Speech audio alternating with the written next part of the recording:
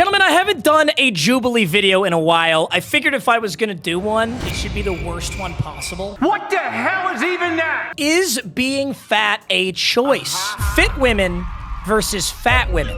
Certainly nothing could go wrong here. Nothing can possibly go wrong. All right, let's take a look at the roster here. Smash. Sorry, Chief. Giga Smash. Sorry, Chief. Oh!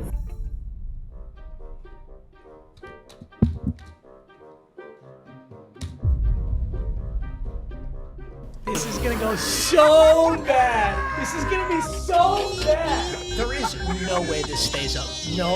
Oh, this is such a bad idea. You are correct, sir. Yes! I was gonna say the fit girls are outnumbered. What do you mean? What makes someone obese? There has to be some barometer, right? Because you can't just call a fat person obese. Because like NFL defensive lineman Myles Garrett, weight-wise, is probably obese, right? Technically, but obviously he's not. He's jacked out of his mind. Obesity is defined as having an abnormal or excessive accumulation of fat in the body that can lead to health problems. A body mass index of 30 or higher indicates obesity, while a BMI between 25 and 29.9 indicates being overweight. BMI is a calculation that uses a person's weight and height to estimate their body fat percentage. Well, that's kind of why BMI is so full of it too. Because if you're gonna calculate using a person's height and weight, then you would probably think that Myles Garrett is obese. He's not. By the way, before I start this video, I wanna just talk about how unbelievably sad this is. To be obese, you need to be in or above the 95th percentile. The United States percentage of obesity is 42. 42% of people living in the United States. Oh, that's so wicked. Listen, I'm not here to discuss the socioeconomic reasons that we are so obese, but I just thought we should put a pin in this. Let's compare that to another very wealthy country like Sweden, okay? Sweden is 17%. There's a lot of reasons for that. I'm not gonna go into it. Let's get to the juicy stuff. Oh, this is gonna be so bad. And if you haven't heard of them, today's sponsor is DoorDash. DoorDash is my favorite delivery app. Whether it's groceries from the store or food from one of my favorite spots, DoorDash always comes in clutch. Whenever I have a long day of recording, I really don't want to make food, I always use DoorDash to get an awesome meal delivered right to my door. DoorDash is your door to more. Download the DoorDash app now to get almost anything delivered. And if you use code Meags50, that'll get you 50% off up to $10 on your first order of $15 or more. Also, you gotta be 21 or older to order alcohol, and it's only available in certain markets. So download DoorDash now, use code Meags50 for 50% off up to $10, and enjoy the rest of the video. This is wicked. I can't believe they do this. We're just outright calling these women fat. Like, this is something that even I wouldn't do. Okay, I'll get into it. I'm sorry, Yap, I'll get into it. Physique is in your control. Your physique is in your control? Okay, here we go. Will the agreeers please step forward? Okay, She has a question. I have a question. we got one up there here. Wait a minute, these two fit girls are staying back? You mean physique? Can you specify like what exactly are you trying to? I think physique is like the shape and size of your body. Yeah, get her ass!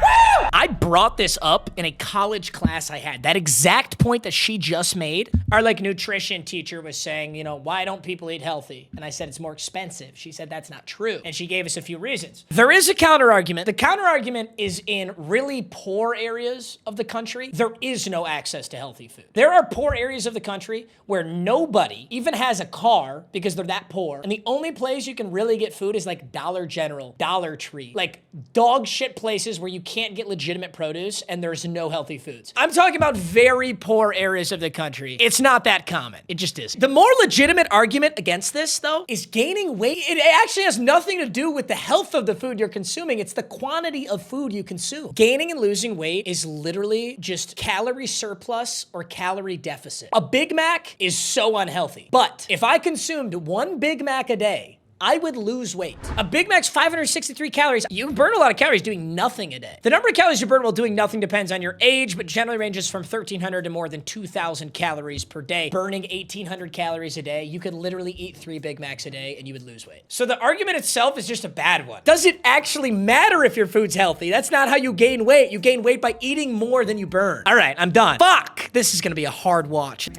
I disagree too. Why do you disagree? The Let's throw this inexpensive thing out because it's a really bad argument.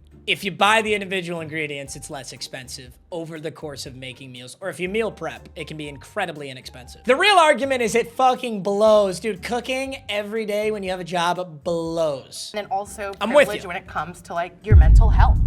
When you And you don't think your mental health is directly related to the food you're putting in your body? Here we go. Here we go. you are depressed. And I can't really have an opinion on that because I'm not medically qualified to. But here's my potentially very ignorant opinion. Humans existed for millions of years and there were no obese people because you couldn't be. You couldn't live a sedentary lifestyle and sit your ass on the computer all day. You could not exist as obese unless you were so wealthy that you didn't work. So I find it incredibly difficult to believe that you could actually be born with something that would cause you to be obese and out of your control. I find that hard to believe. Obesity is a common condition in women with polycystic ovary syndrome, affecting 30 to 80% of women with the condition. Oh, so 30 to 80% of women with PCOS have obesity. Obesity can worsen PCOS symptoms and PCOS can contribute to weight gain, creating a cycle that can be difficult to break. Obesity is believed to play a central role in the development of PCOS, as many women with this condition are reported to be overweight or obese. Based on my very limited research, this would go to say that you were already obese and now you've been diagnosed with PCOS and now you can just cope super hard and say you have PCOS and now it's hard to lose weight. I'm sure it is. If her argument's that she was skinny and then she got PCOS and made her obese, no, I don't know if I'm buying it. Muscle. As much as I don't enjoy listening to her talk, there's really no other argument. Obviously, you can control your physique to some degree, right? Like, I can't make myself taller, but I can make myself thinner or fatter or more muscular, less muscular. You would be really dense to argue against it. Nobody in here is, though. I think some of the bigger girls were just saying, you know, it's harder because of certain conditions that can impact people, and I agree with that. Body positivity can promote unhealthy habits. Damn, Jubilee is bold as shit. I get what he's saying. It's like when people say, yeah, it's okay to be fat, and then that allows, then people continue to be fat. Whoa, calm down, Jamal. The agreeers, please step forward. Yes. I wouldn't say that you're obese, but it's She's scared as fuck. There's nothing wrong with that. That's what the whole show's for. like medically, So, you know. so like for So example, you're medically. She's just scared. She just doesn't want to say it. She's just a nice girl, and she's gonna be a great mother to my kids, but she just doesn't want to say it. I have taken a weight loss drug. I heard Ozempic's like super, super good right now. So the agreeers, please step forward. Are you waiting for it to kick in, or you take it this morning? It's drug. Just now. She's up here yapping about how everything's in your control and she's got the, what? She's up here yapping to all the actually obese women about this and that and she took the cheat code? What? That's one hell of a curveball. I think we're talking about the Like weight- Ozempic? Pills. Yeah. Like goes okay, but like the inflection of her voice and the panic, you can tell that she feels backed into a corner. I think that's such an interesting like piece of human psychology. She's not backed into a corner. Nobody has said anything aggressive towards her. She could have just said, yeah, I took it the other day. I loved it. And it worked great. I use it as a biohack. Oh, yeah, you used a weight loss drug as a biohack? That is literally everybody who's ever used a weight loss drug. You kind of are describing the problem with like a weight loss drug though, is like taking a weight loss drug or getting liposuction. The problem is not that you become obese by accident, barring exigent circumstances. It's a pattern of behavior causes you to be obese over a long period of time, and taking a weight loss drug or getting liposuction does not change your pattern of behavior. The best analogy I could give to this is if somebody makes a lot of money but spends more money than they make, they're always gonna be broke. The problem is not that they don't have money, the problem is the behavior. I think that's the most common argument against things like Ozempic or liposuction is you gotta change the behavior. Ooh, here's a